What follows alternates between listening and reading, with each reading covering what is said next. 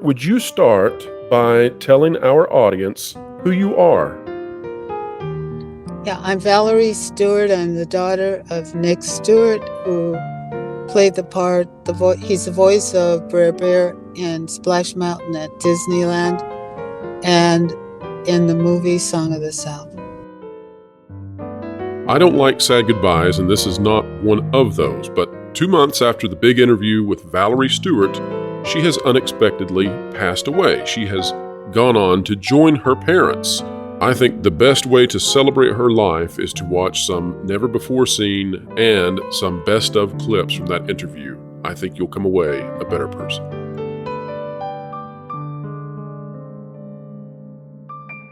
Valerie, this one's for you.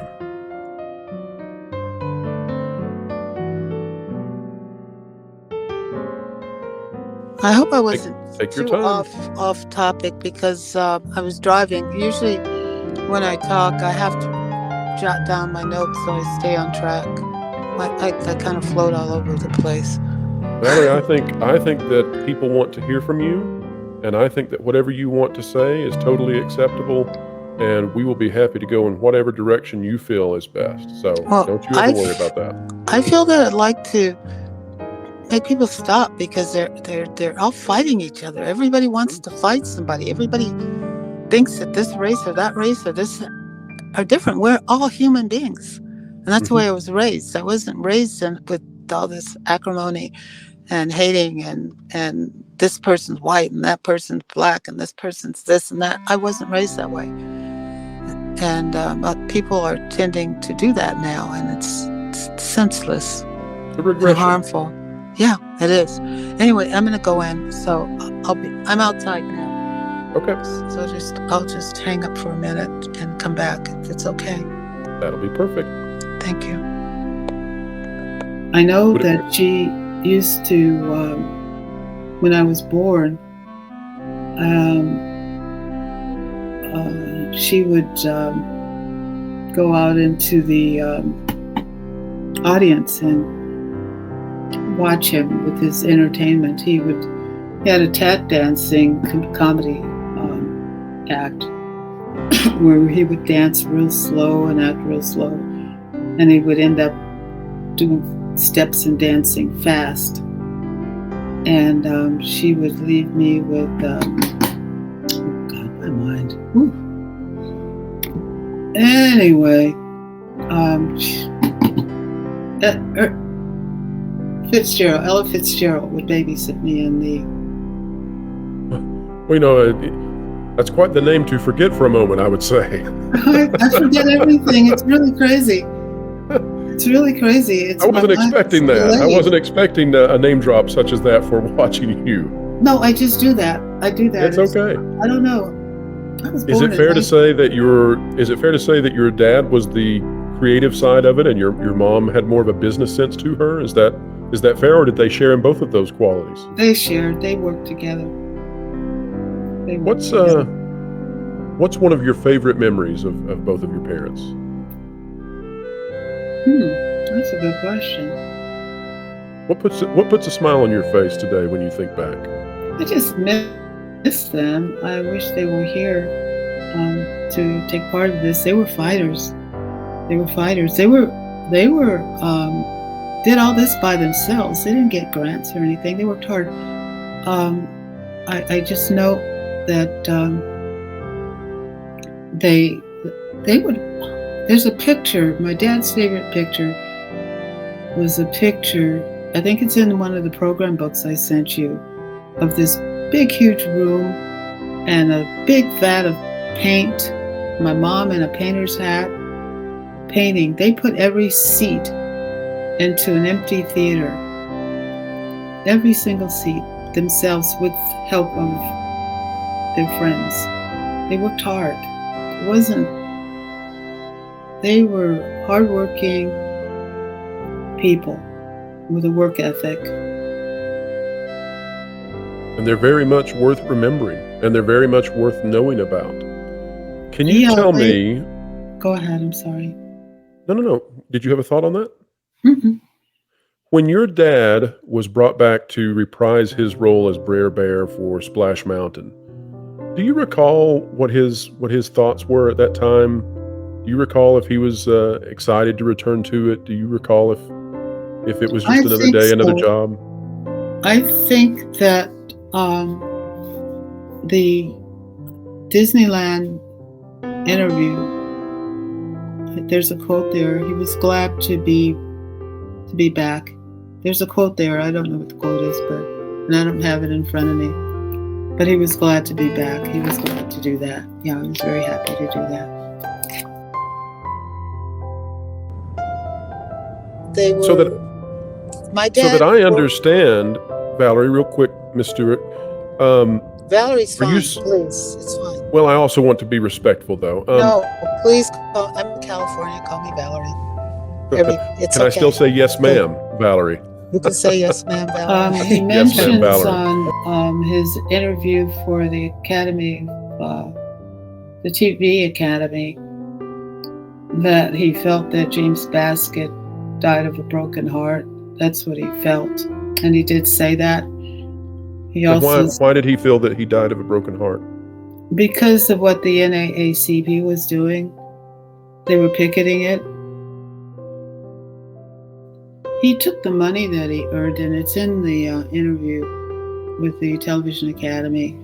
He took the money that he earned to build a theater to stop the typecasting of Black people. And he did quality shows most of the time. He did shows some of the time, not all the time. But he did shows that were previously all white shows, and he got permission to do them. He did Detective Story, Three Men on a Horse. He did 7-Year Itch. Tom Ewell helped him to do the 7-Year Itch. You know, Tom Ewell was in it with Marilyn Monroe. Mm-hmm. So there's some pictures on the website that I'm trying to I'm working on. We'll definitely have the link for everybody so that they can go check all of that out. Yeah, they'll be able to just click right below the video. So some of the stuff I'm doing is Some of the stuff I'm doing, I'm redoing because I do the web pages myself. I code them myself, and I don't use any templates or anything, and I don't use any builders. It's all HTML, so they looks kind of old-fashioned what I do. But anyway, that's what I do. Let me see. We had a friend that took his own life because he gave up. You don't give up. Don't give up. Never. And don't believe everything you hear. React. There's so much anger right now among the people who want the song of this, Splash Mountain versus the Tiana ride. And that shouldn't exist. There's enough room for the old and the new. History is important. It's as important as the present. It really is. And people don't know that. And it sounds kind of crude, but he'd say it all the time. He would say, they like dead names.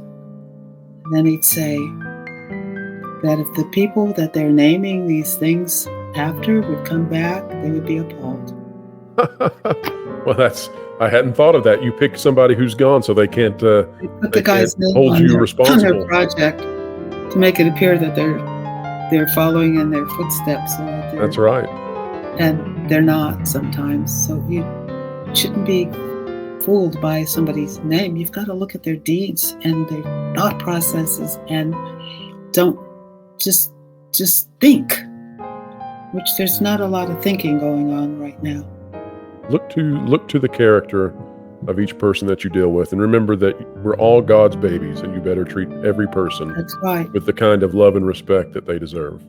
Yeah. All right. Well, Valerie, you are welcome anytime on this channel. You are you're a wealth of knowledge, and we just don't have enough people who have the type of knowledge you do. So anytime you'd like to come back, you're welcome. I'll be working on something else that I'll share soon then. Thank you. Well, before you go, it's very important. Will you tell everybody where they need to go to support your work? ebonyshowcase.org. You know, people wanted to interview me when I first started connecting with people that were part of the Safe Splash Mountain group. And I wouldn't interview because I didn't understand why the movie was hated. I didn't even know that it was hated like that. Right. No knowledge of that. And it's not the sort of thing that you would think would be hated. I mean, it's not. It doesn't. There's nothing in itself. there to hate except for those that are ashamed of themselves for whatever reason, and just like hating Aunt Jemima or Uncle Ben's rice or cream of wheat. This doesn't make sense to me. It doesn't make sense to me that people are trying to hide history. You know. And what was your dad's thought? What did your dad think of the movie? Was he proud of the movie? Was he happy with it? Yeah, he said in that interview, and it's on.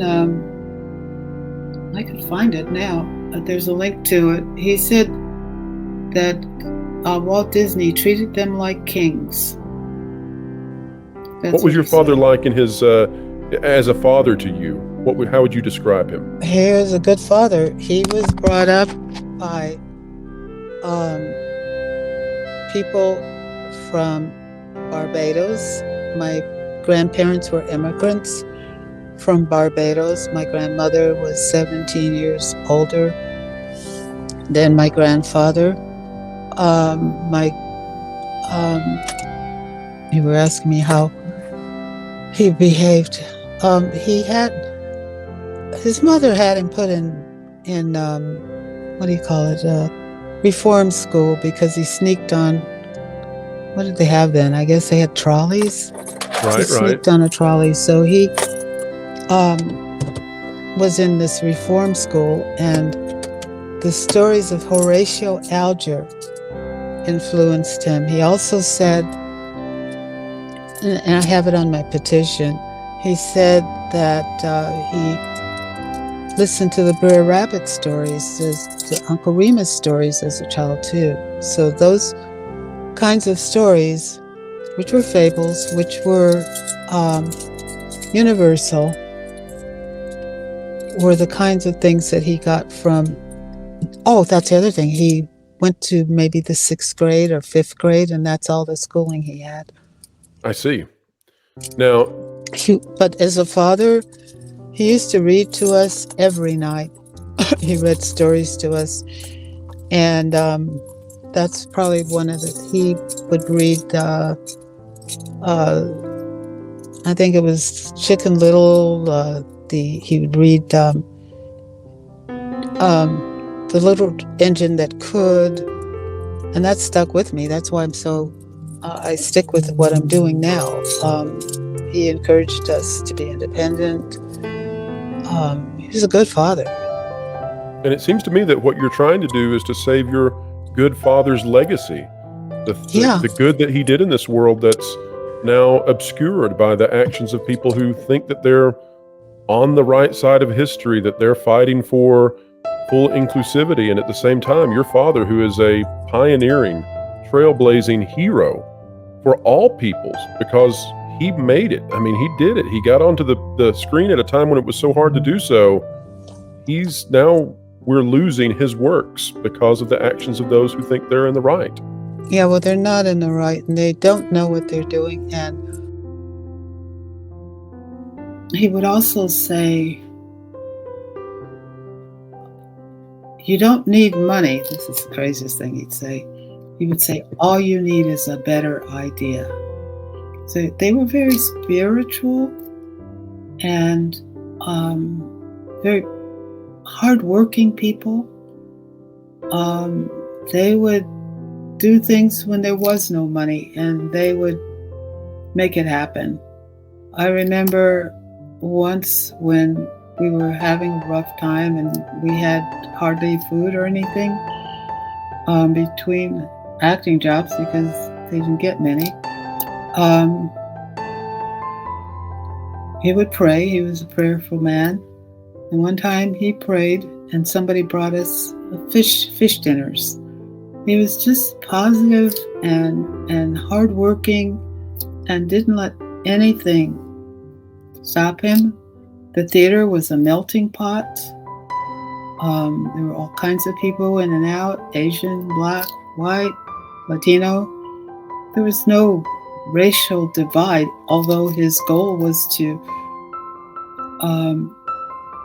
help Black people to get work. Didn't mean he didn't hire other people. So there were always all sorts of people around us. And, that's having that kind of a goal doesn't mean that you hate someone else that doesn't look like you. There's room for all of us together to work together. I just feel privileged that I am not a racist, and I don't like having the work of pioneers being misinterpreted as if they were part of the problem. They were part of the solution, and they were the solution. Well, your parents were fighters, according to you. You are a fighter, and the great thing about being fighters is that when the truth is on your side, you cannot be defeated. And so no matter what, this story is going to get out there, and your parents' legacy is going to live on regardless. And I have to say that it's an honor to get to hear about your parents, and it's an honor to get to talk with you. And I can only imagine how happy your parents must be with you and with you continuing to fight, no matter what the people who want to divide wish to do. You just keep fighting. None of us knows what tomorrow holds. Every time we get into a vehicle, we entrust our very lives into the hands of strangers who pass us by, who could at any moment swerve over into that other lane and everything changes. And yet we go on living. And when it came to Valerie, she lived. She fought for her parents' legacies. She fought for the truth. She fought for Song of the South and ending hatred and bigotry. She fought for continuing to hear her father's voice played at Disneyland on Splash Mountain there. Valerie is an awesome person. To all of her family and friends and those who loved her, I wish you the absolute best, and I hope you have very fond and happy memories.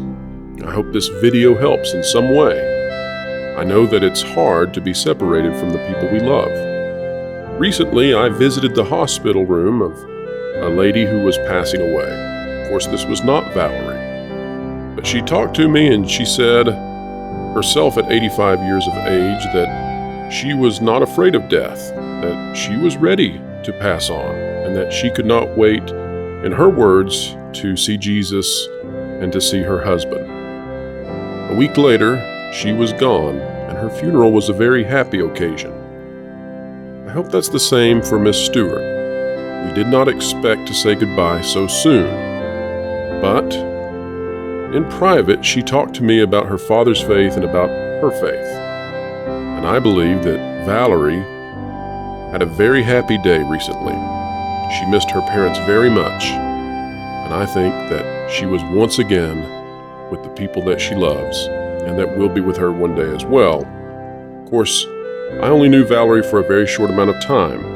I consider her a friend. She would message me fairly regularly about Splash Mountain and Song of the South and her father's legacy, sending me pictures and press releases all the way back from the 1940s and 50s. I will miss receiving those messages from her. But as long as this channel goes on, and I hope I get to do this for 50 years or more, and no matter how big it gets, 1 million subs, or even if we stop at 10,000, I will never forget Valerie. I will never forget her and her father and her family's legacy, and I will continue to honor it. I will continue to talk about it. She thought it was worthwhile, and so do I. I hope all the rest of you will join me in doing so. And I thank God for the opportunity to have met this wonderful lady. This woman who was babysat by Ella Fitzgerald, who was raised by Hollywood royalty, and then had to fight against people who wished to discredit the legacy of those she loved most. And she never stopped fighting. She never did. And she's an inspiration. She's a hero to me. Going to be at peace no matter what happened.